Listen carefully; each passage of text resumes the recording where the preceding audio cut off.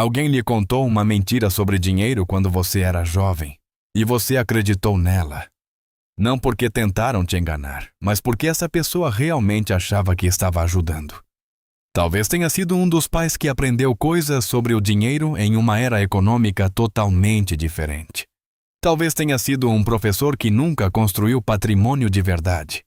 Talvez tenha sido um especialista financeiro na TV, que ganha a vida mantendo você com medo e confusão, em vez de te informar e te capacitar. Essas mentiras são repetidas com tanta frequência que começam a parecer verdade. Elas são transmitidas de geração em geração, como heranças de família, exceto que, em vez de construir riqueza, elas a destroem. O lar americano médio tem mais dívidas do que economias. E economias vive de salário em salário apesar de ganhar mais do que seus pais na mesma idade. E acredita sinceramente que está fazendo tudo certo porque segue conselhos que pararam de funcionar décadas atrás. Vou revelar cene das mentiras financeiras mais destrutivas que mantém você na precariedade. E vou te dizer o que realmente funciona em 2026. Algumas dessas coisas contradirão tudo o que lhe foi ensinado. Algumas o deixarão desconfortável. Mas se você implementar apenas metade do que vou compartilhar, estará financeiramente mais avançado do que a maioria das pessoas jamais estará. Comecemos pela maior mentira de todas. Mentira financeira número 1.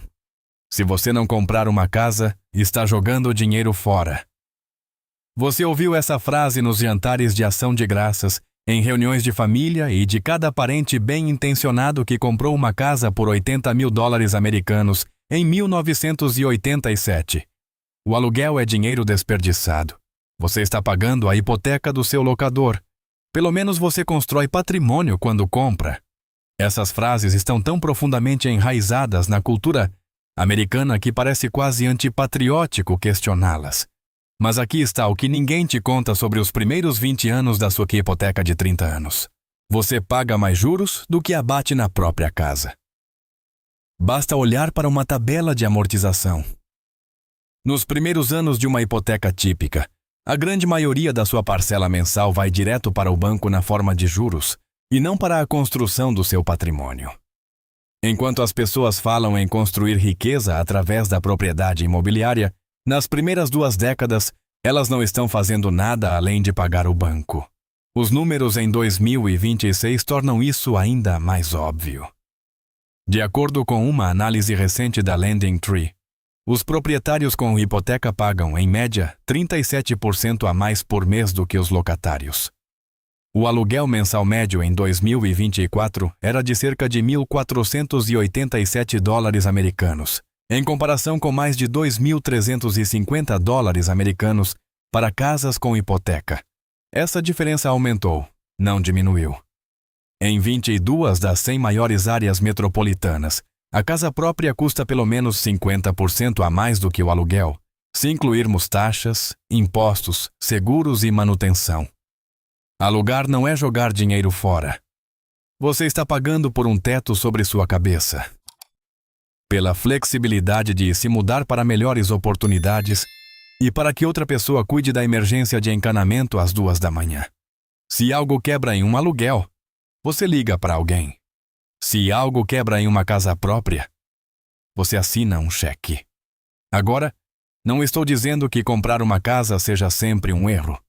Em alguns mercados, especialmente no meio oeste e em partes do Sun Belt, comprar faz sentido matemático. Cidades como Pittsburgh, Cleveland, Detroit e Chicago mostram vantagens claras para os compradores quando se faz a análise completa. E existem razões não financeiras para possuir uma casa. Estabilidade, personalização, satisfação psicológica da propriedade. Essas são considerações reais e válidas. Mas a afirmação categórica de que alugar é jogar dinheiro fora. É matematicamente. Jogar dinheiro fora é matematicamente falsa na maioria das grandes cidades americanas. Falsa na maioria das grandes cidades americanas no momento.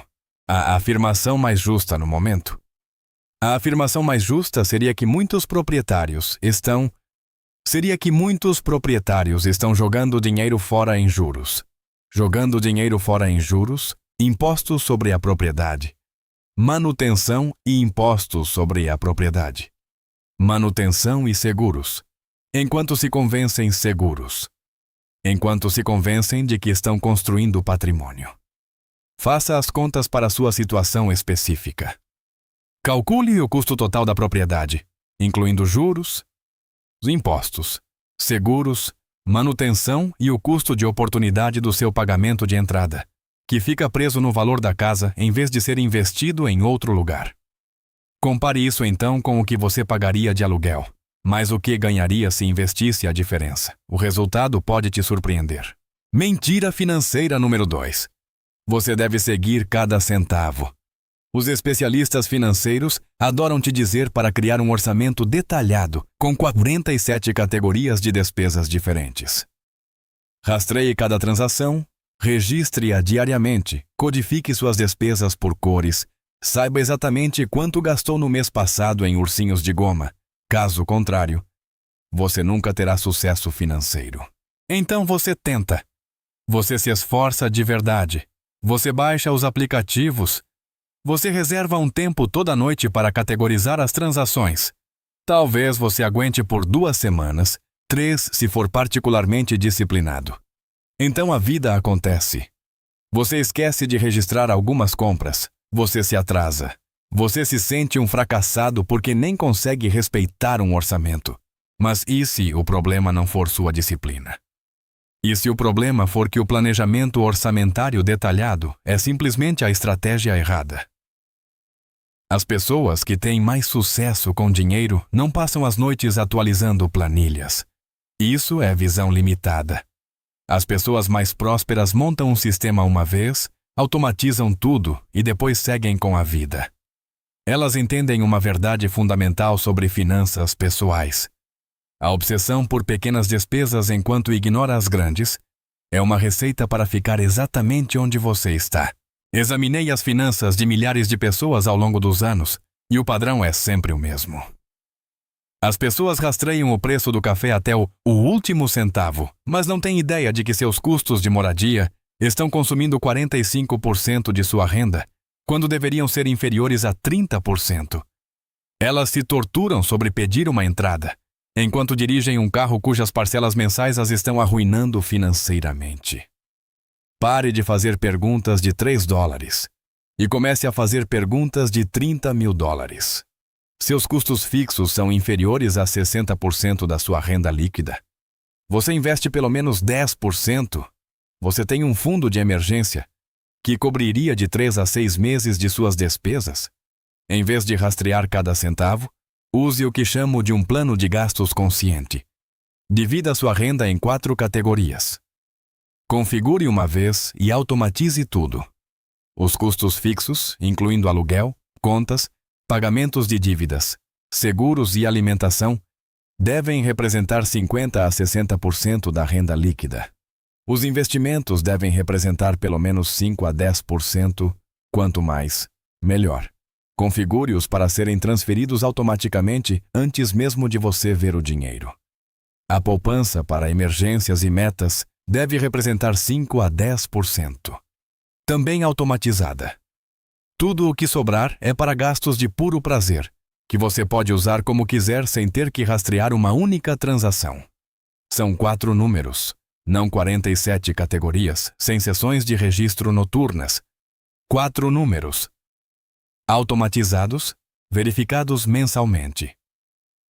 As pessoas que realmente constroem patrimônio investem sua energia mental no aumento de sua renda e na otimização das grandes despesas, não na questão de saber se gastaram $4 americanos e 50 centavos ou $5 americanos e 25 centavos em um café. Mentira financeira número 3.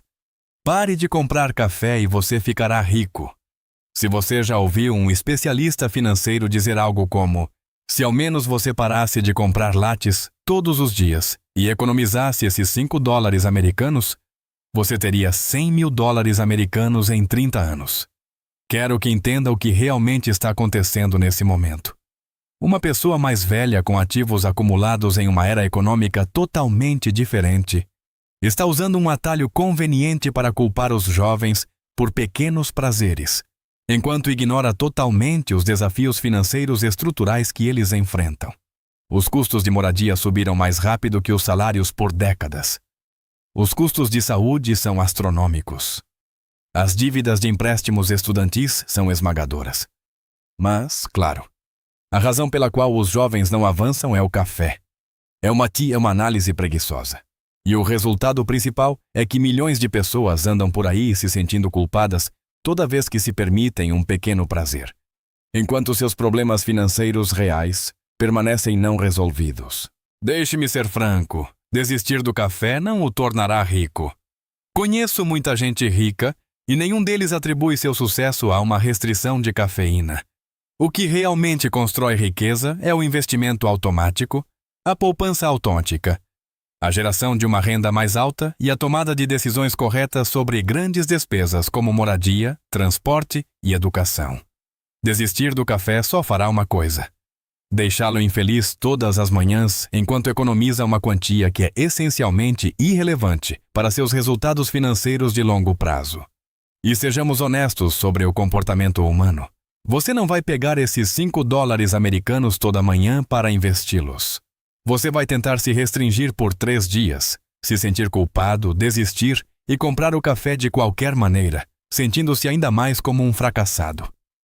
É o pior de todos os resultados possíveis. Façamos o cálculo do que realmente faz diferença. Suponha que você gaste $200 americanos por mês em café e restaurantes. Você corta tudo, prepara refeições todo domingo e leva seu almoço para o trabalho todos os dias por 30 anos. Você economizaria talvez $72.000 americanos ao longo da vida, desde que realmente investisse todo esse dinheiro de forma consistente, o que quase ninguém faz. Você sabe o que também economiza $72.000 americanos ou mais? Negociar um único aumento de salário. Comprar um carro que custe $10.000 americanos a menos, refinanciar sua hipoteca no momento certo, reduzir suas taxas de investimento em 0,5 ponto percentual. Cada uma dessas decisões é uma decisão única que economiza somas massivas. E ao contrário da privação diária, você só precisa tomar a decisão uma vez. Se você ama seu ritual do café matinal, compre o café. Se você gosta de experimentar novos restaurantes, faça isso. A chave é identificar o que você realmente valoriza e gastar dinheiro conscientemente nessas coisas, enquanto corta impiedosamente o que não importa para você. Eu dirigi o mesmo Honda Accord 2005 por anos porque realmente não me importo com carros. Redirecionei esse dinheiro para coisas que realmente importavam para mim. Isso é gasto consciente, não uma privação generalizada que torna a vida miserável. Mentira financeira número 6. Você precisa de um consultor financeiro para gerenciar seu dinheiro. A tentação de delegar suas finanças a um profissional é compreensível. O dinheiro parece complicado. Os mercados parecem imprevisíveis. Você está ocupado com trabalho, família e vida. Por que não simplesmente pagar alguém para cuidar disso? Os consultores financeiros adoram termos como gestão de patrimônio e otimização de portfólio. O objetivo é muitas vezes fazer o investimento parecer uma arte misteriosa que apenas especialistas podem dominar. E então eles cobram taxas. Frequentemente, 1% dos seus ativos sob gestão, todos os anos. 1% pode parecer pouco. É apenas 1%, certo? Deixe-me mostrar o que esse 1% custa na realidade ao longo de uma vida.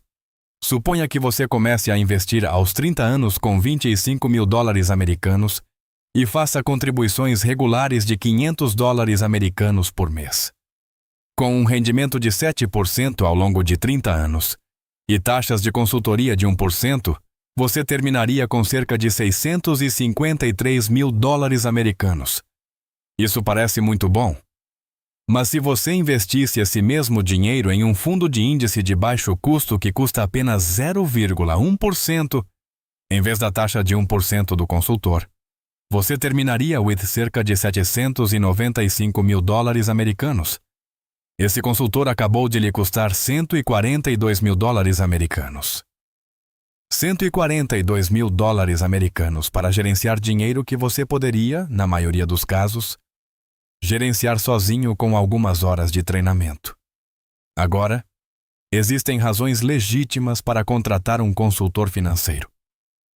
Se você tem uma situação realmente complexa, enteados causando complicações no planejamento sucessório, propriedade de uma empresa, ativos significativos que exigem coordenação com contadores e advogados, ajuda profissional é sensata. Mas pague-os com uma taxa fixa ou uma tarifa horária por sua perícia, não com uma porcentagem de seus ativos sob gestão. Você também não paga ao seu personal trainer uma porcentagem do seu patrimônio líquido. Você não paga ao seu advogado uma porcentagem do seu portfólio para revisar contratos. Por que pagaria seu consultor financeiro dessa forma? Para a maioria das pessoas com situações financeiras simples, aqui está o que você realmente precisa para ter sucesso por conta própria. Contribua para o seu plano de aposentadoria 401k, pelo menos até o valor da contrapartida do empregador. É literalmente dinheiro de graça. Aproveite ao máximo seu Roth e TD. Se você for elegível, invista em fundos de índice de baixo custo ou fundos de data-alvo, Target Date Funds. Automatize tudo para que aconteça sem sua vontade ou atenção. Verifique suas alocações 1 ou 2 vezes por ano. É só isso. Você pode configurar isso em algumas horas com um pouco de pesquisa básica, e os 142 mil dólares que você economiza em 30 anos são seus, em vez de pertencerem a outra pessoa. Mentira financeira número 7. Para ganhar mais dinheiro, você deve seguir sua paixão. Esta é talvez a mentira mais sedutora da lista porque parece tão inspiradora. Encontre sua paixão, siga seu coração. Faça o que ama e o dinheiro virá. Esta é a mensagem de inúmeros discursos de formatura, cartazes motivacionais e influenciadores de redes sociais que curiosamente esquecem de mencionar que um fundo fiduciário pagava suas contas enquanto perseguiam seus sonhos. Muitas pessoas deixam empregos seguros para correr atrás de suas paixões, lançam projetos passionais que nunca geram renda e ficam esperando o raio da inspiração cair enquanto suas contas bancárias derretem. Quando isso não funciona, elas se culpam. Acho que simplesmente ainda não encontrei minha verdadeira paixão. A relação entre paixão e dinheiro muitas vezes funciona na direção oposta ao que as pessoas pensam. Não se começa necessariamente sendo apaixonado por algo para depois ganhar dinheiro com isso. Muitas vezes você se torna bom em algo, ganha dinheiro com isso e então se torna apaixonado porque o sucesso é recompensador. Talvez você seja apaixonado por fotografia. Ótimo. Mas você também é apaixonado por autopromoção, lidar com clientes difíceis, edição de fotos às 23 horas de uma sexta-feira, o lado comercial de uma carreira criativa? Porque são essas atividades que realmente determinam se a fotografia lhe traz dinheiro ou lhe custa. Aqui está uma abordagem mais prática. Em vez de buscar a paixão, pergunte-se no que você é bom, no que poderia se tornar melhor, e pelo que as pessoas lhe pagariam. A interseção dessas 3 perguntas aponta o caminho para a renda. Quer isso inflame sua alma inicialmente ou não? Talvez você seja organizado e possa se tornar um organizador profissional cobrando 150 dólares americanos por hora.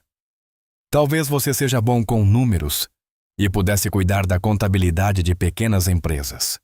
Talvez você entenda de redes sociais e pudesse gerenciar contas para empresas dispostas a pagar milhares de dólares por mês. Nada disso soa tão romântico quanto seguir sua paixão, mas paga bem.